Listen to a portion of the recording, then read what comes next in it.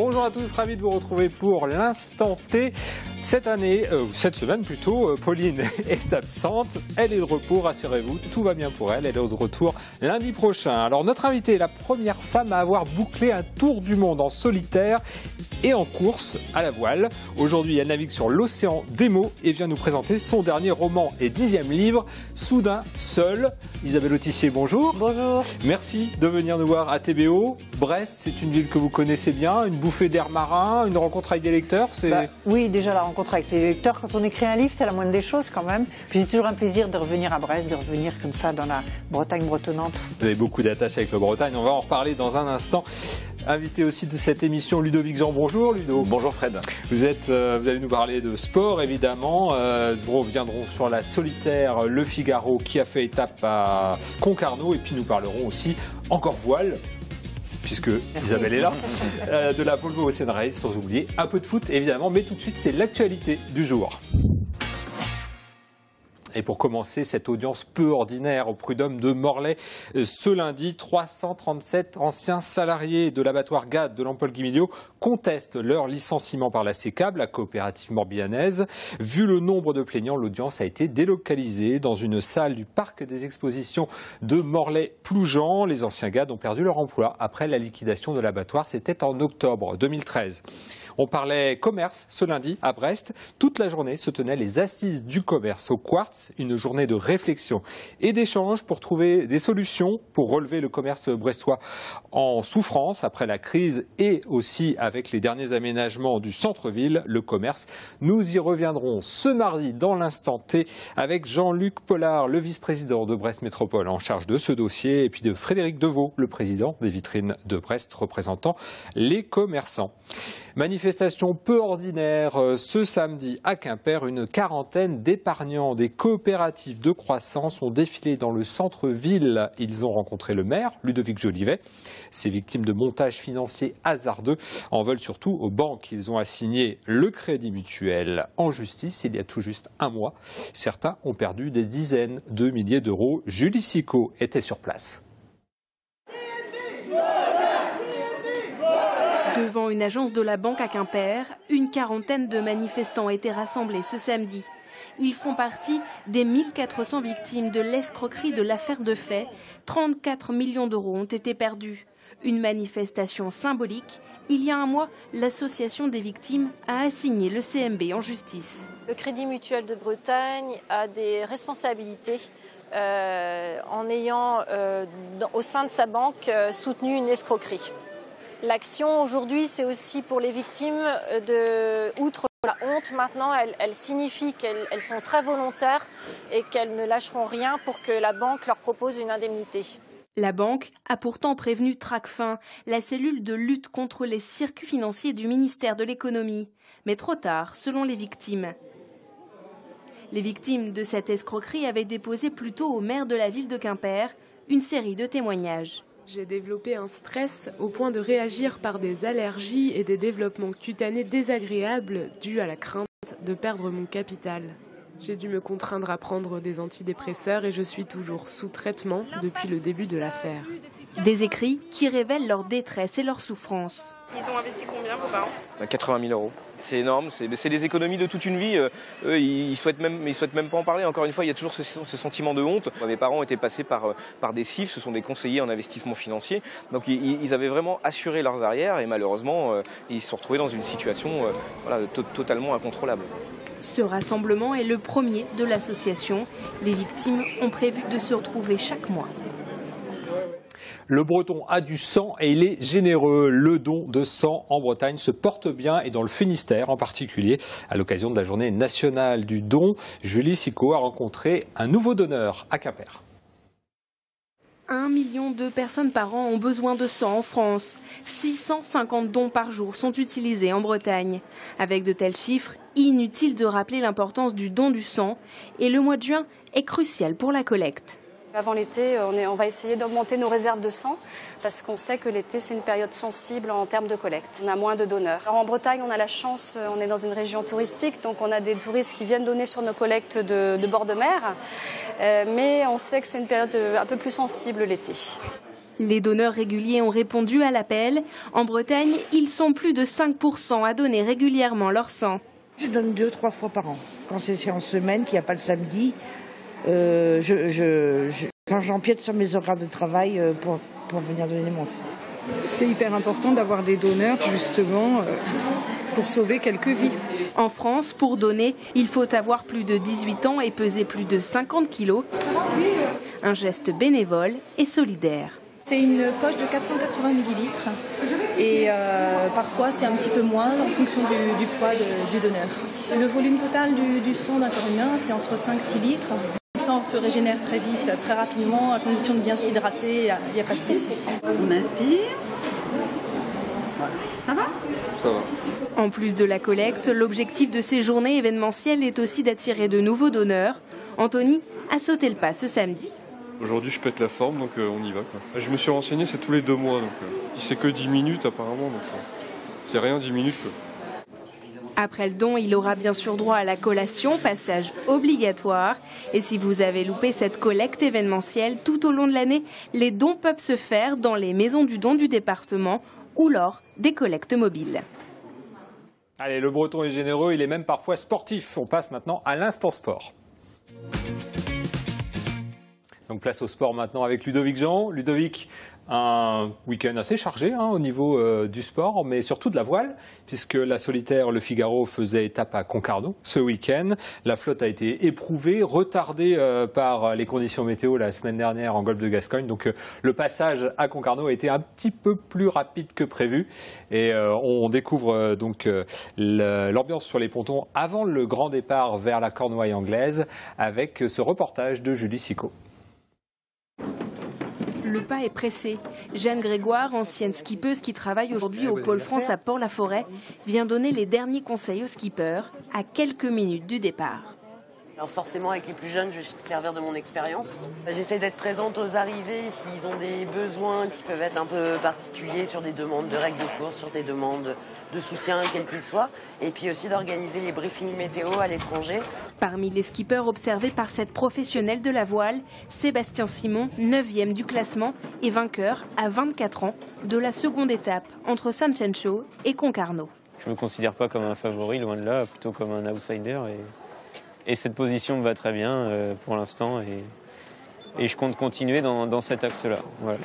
En tête du classement, le skipper chevronné Yann Eliès, déjà victorieux sur cette course en 2012 et 2013. Seulement 4 minutes d'avance sur le second, de quoi mettre la pression. On rentre dans les prolongations, donc là, c'est maintenant, quoi. Faut marquer maintenant les esprits sur cette 3e étape. Ouais, moi je la sens bien. Ouais, je suis content d'y aller, quoi. Les skippers ont quitté les ponts de Concarneau à 13h30 ce dimanche, direction Torbay, en Cornouaille anglaise, avant une dernière étape vers Dieppe, port d'arrivée de cette 46e édition. Dans la route vers la Cornouaille, pardon. Ludovic, comment ça se déroule ces premières heures de course? Eh bien, Fred, au dernier pointage ce lundi, c'est Charlie Daline, le skipper massif 2015, qui mène une flotte très groupée au nord de l'île d'Ouessant. Seulement 1 000 nautiques sépare les 10 premiers.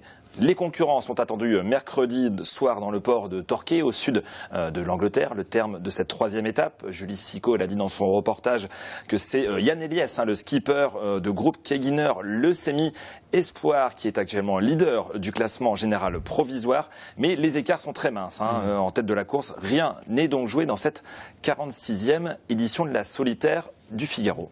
Et d'ailleurs, je crois que Isabelle Autissier en sait quelque chose. Elle a participé à... J'ai fait 2 fois il y a longtemps maintenant. À ce Figaro, c'est 88-89. Voilà, très bien. Une course très éprouvante, exigeante. Une course géniale parce que le mètre perdu est perdu. Il faut vraiment se battre tout le temps, quoi. C'est vraiment très, très fort, très haletant. Ouais. On est toujours en match racing, c'est-à-dire oui, parce que les bateaux sont les mêmes. Sur des 2 ou 3 jours, on a toujours 2, 3, 4, 10 bateaux parfois autour de soi. Et vraiment, on est tout le temps à se jauger au petit réglage au millimètre près, de voir un peu plus vite, un peu moins et tout. C'est sympa. Ouais.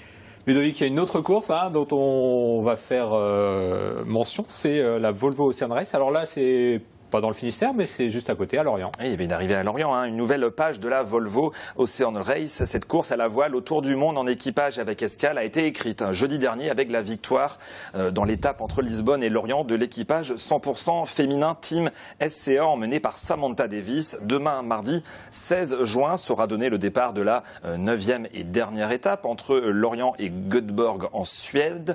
Et c'est le bateau Abu Dhabi qui semble bien parti pour aller chercher la victoire finale. À noter cette semaine une édition spéciale de l'émission Multisport, justement consacrée à cette étape lorientaise de la Volvo. Une réaction, Isabelle, quand on voit qu'il y a un équipage 100% féminin qui se classe devant? Ça fait plaisir parce que c'est des bateaux très durs. Moi, j'ai fait 2 étapes avec un équipage féminin, il y a quelques temps de ça aussi. C'est des bateaux extrêmement physiques, compliqués. Donc c'est vrai que physiquement les filles, il faut qu'elles s'accrochent plus peut-être que les messieurs, quoi. Donc ça fait plaisir, ça veut dire qu'elles ont eu le petit sens tactique en plus, quoi. Ouais. Et puis Lorient était en fête pour cette arrivée de la Volvo Ocean Race. Il y avait en marge de cette arrivée une course qui était une première, intitulée la Color Me Rad. Ils étaient 4000 à participer et vous allez voir, c'était très coloré avec ce reportage de TB Sud. Du jaune, du bleu, du rose. Ce samedi, la Color Me Rad a débarqué à Lorient. Plus d'1 heure avant le début de la course, les coureurs ont envahi le site de la Volvo Ocean Race. Accessoires décalés ou déguisements, chacun a laissé parler son imagination, mais pour tous, il y avait des incontournables. The t-shirt avec The Dossard, un The lunettes. Le t-shirt qui va être magnifique avec toutes ses couleurs. Le peinture de guerre pour partir. Avec ça, on est équipé, c'est bon, on est prêt.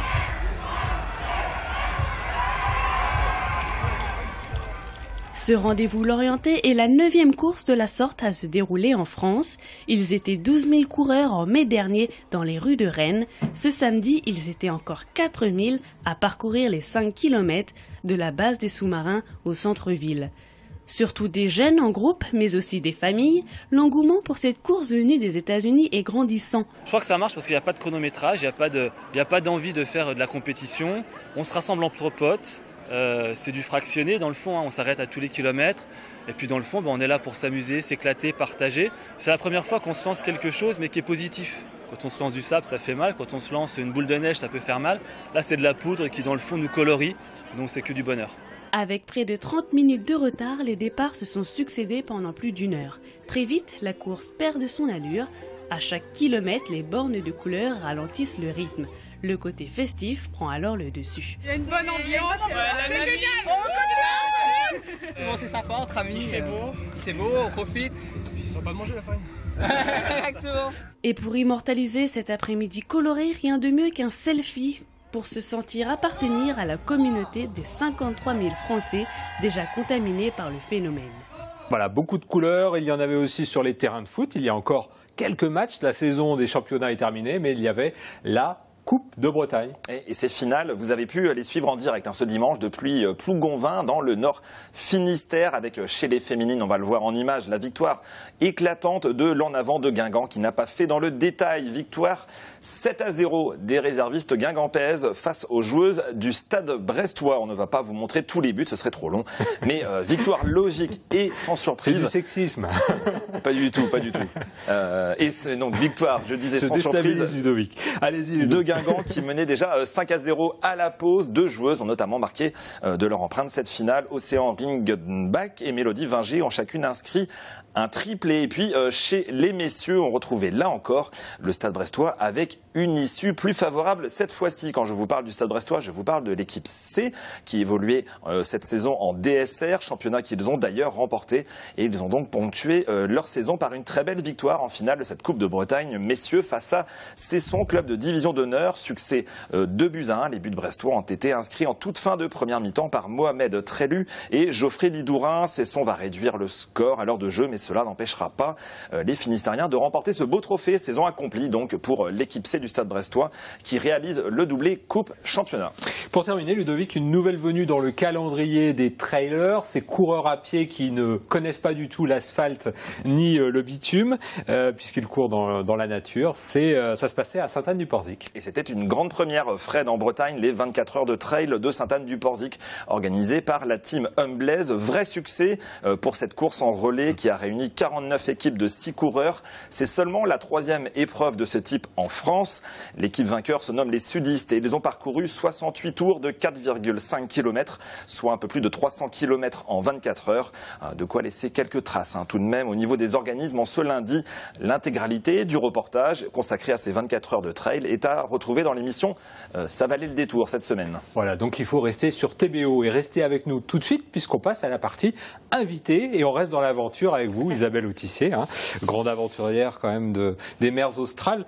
Je le signale parce que c'est vraiment le décor de ce dernier livre, le 10e, 2e roman je crois. 3e roman, ouais, mal compté. Soudain seul. En résumé, un couple de trentenaires décide de faire un tour du monde en voilier. Ils décident d'aller sur une île baptisée Stromless. Oui, voilà, et puis, une île un peu imaginaire, mais qui ressemble à des choses quand même qui existent. Et puis, voilà, ils restent abandonnés sur cette île. Ils vont perdre leur bateau. Ils perdent leur bateau. Voilà. Et donc, la suite, on ne la racontera pas, mais c'est vraiment une écriture très très forte, très condensé. Vous explorez un peu les sentiments qui peuvent naître comme ça sur deux êtres qui s'aiment et qui se retrouvent. Déjà, finalement, c'est monsieur et madame tout le monde. C'est des gens qui ont 30 ans, un petit couple sympathique. Ils ont chacun leur boulot. Et puis ils prennent une année sabbatique. On en connaît plein, des gens comme ça. Ils rêvent de nature, ils rêvent de... Voilà, tout ça est très beau. Au début, tout va bien. Et puis, effectivement, à partir du moment où ils perdent leur bateau dans cette île déserte et froide, il va tout d'un coup falloir se battre pour chaque chose, à commencer par manger. Ils vont passer 80% de leur temps à chercher de quoi se nourrir. Ils mangent des manchots. Ils mangent des manchots, ils essayent de s'attaquer aux otaries. C'est un fantasme pour vous, Isabelle Autissier, qui est une grande défenseresse des terres australes. Mais évidemment, je n'en ai jamais mangé, ce sont des espèces protégées. Mais sauf que là, nécessité fait loi, il n'y a rien à manger, il n'y a pas de plantes qui se mangent, donc il faut bien manger des animaux, ils n'arrivent pas bien à pêcher, voilà. Tout ça est compliqué, et aussi pour dire que la nature, la vraie, la nature sauvage, on ne sait plus très bien ce que c'est, on n'a plus les codes. Et on est quand même assez malheureux et c'est compliqué. Et de cette détresse au fond physique va naître bien sûr une détresse morale. Et comment est-ce que ce couple s'entraide ou au contraire se chamaille dans une situation arrive à presque se haïr. Oui, mais parce qu'ils sont dans une situation de tension. C'est ça que j'ai voulu montrer dans ce roman. C'est aussi cette tension, cette peur qui monte. Est-ce qu'un jour quelqu'un va venir sur cette île? Est-ce qu'ils vont rester jusqu'à la fin de leur jour? Est-ce qu'ils vont mourir? Est-ce qu'ils vont peut-être, ils espèrent évidemment s'en tirer, peut-être ils espèrent aussi s'échapper, construire une chaloupe, mais c'est pas si facile que ça. Enfin, voilà. C'est un peu le quotidien un peu âpre, bien sûr, de la survie. Vous décrivez très bien les seuils qu'ils franchissent au fur et à mesure, la viande qu'ils ne voulaient pas manger, puis qu'ils finissent par manger, puis après, bon, ça c'est juste l'aspect de la nourriture, après il y a plein d'autres univers comme ça qu'ils explorent. C'est des choses que vous avez expérimentées, c'est des choses que vous fantasmez, c'est des choses sur lesquelles vous vous êtes renseigné. Pas exactement, heureusement, mais c'est vrai que rien que par exemple sur un voyage au long cours en bateau, on quitte quand même une certaine façon de vivre avec des habitudes, ne serait-ce que la douche chaude le matin, vous savez, on ouvre et puis il y a de l'eau chaude qui coule. Déjà, sur un voilier, c'est déjà plus compliqué, donc on voit bien que on s'adapte, heureusement, l'être humain est éminemment adaptable, mais on a une sorte d'évolution au fur et à mesure que le temps passe, qui pour eux, évidemment, va être de plus en plus difficile, parce qu'en plus, ils vont vers l'hiver, donc vers une saison plus difficile, plus dure. Mais oui, l'être humain survit grâce à son adaptabilité, quand même. Vous avez vous-même été naufragé lors de l'édition 96. Oui, alors mais dans des conditions très difficiles, très différentes plutôt, puisque moi c'était sur le bateau. Donc il y a une fois, je suis restée un peu plus de 3 jours sur un bateau qui était en très mauvais état, on va dire, pour faire simple, et j'avais été récupérée par les Australiens. Mais d'abord, j'étais toute seule, ce qui est un peu différent, et je crois que la grosse différence aussi, c'est que moi j'avais réfléchi avant, parce que quand on part faire une course en solitaire autour du monde, on imagine bien sûr que le pire peut arriver. Donc on se prépare, on a forgé des instruments. Une chose est de l'imaginer, l'autre chose est de la vivre, évidemment. Évidemment, quand on se retrouve presque mais au bord après, quand on la vit, je crois que il faut, j'allais dire, essayer de pas trop avoir d'état d'âme. Il faut être assez pragmatique, il y a des choses à faire, il y a des choses immédiates pour survivre tout de suite, et puis il y a essayer de s'organiser entre les deux, de mettre en route. Bon, par exemple, évidemment, moi j'avais une balise de détresse, donc quelque part par rapport à mes héros, j'étais déjà favorisée. Mais voilà, il faut faire survivre le bateau. Donc c'est des choses, quand on y a pensé avant, c'est quand même un tout petit peu plus simple. Eux, ils sont perdus parce qu'ils n'ont pas du tout pensé que ça pouvait leur arriver. Le décor, c'est évidemment cette île. D'ailleurs, un clin d'œil au passage, Stromness existe vraiment? Oui, alors c'est un village abandonné, puisque c'est un ancien village baleinier. Mais Stromness, c'est en Écosse. Alors il y a un Stromness en Écosse, et il y en a un aussi, donc, puisque cet endroit est largement inspiré, je peux le dire, de la Géorgie du Sud. La Géorgie du Sud. Qui est un endroit où je suis allée plusieurs fois en bateau, qui est comme ça une île merveilleuse quand on aime la nature sauvage, mais où il faut faire vraiment attention. Ouais. Moi, en allant là-bas, ça m'a traversé la tête que si jamais on perdait le bateau, on était mal quand même. Les conditions météo qui changent. Les conditions changent vite, il y a de la glace, il y a du mauvais temps, il y a des... Voilà, donc il faut évidemment redoubler de prudence. Mes héros sont un petit peu jeunes, entre guillemets, dans la navigation. Ils vont faire quelques petites erreurs qui vont payer bien cher. Mais en même temps, c'est vrai que c'est des rares endroits où la nature ressemble à ce qu'elle devait être il y a quelques milliers ou dizaines de milliers d'années, donc c'est assez fascinant. Et justement, ça m'amène à vous amener sur un terrain aussi qui vous est cher, c'est la préservation de l'environnement. Vous êtes très investi, présidente de WWF France.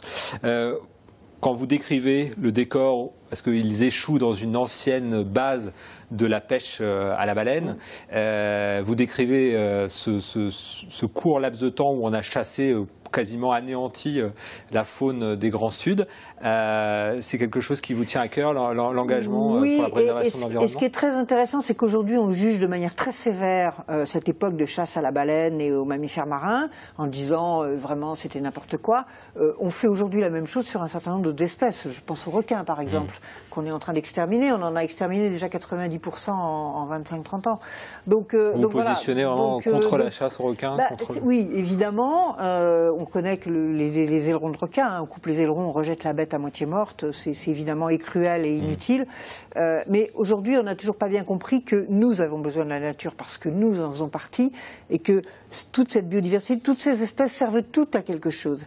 Et on ne peut pas dire celle-là, on n'en a rien à faire, on l'élimine, parce que c'est comme le Mikado, tout le monde tient tout le monde par la barbichette et nous avons besoin d'un environnement stable pour nous pouvoir survivre.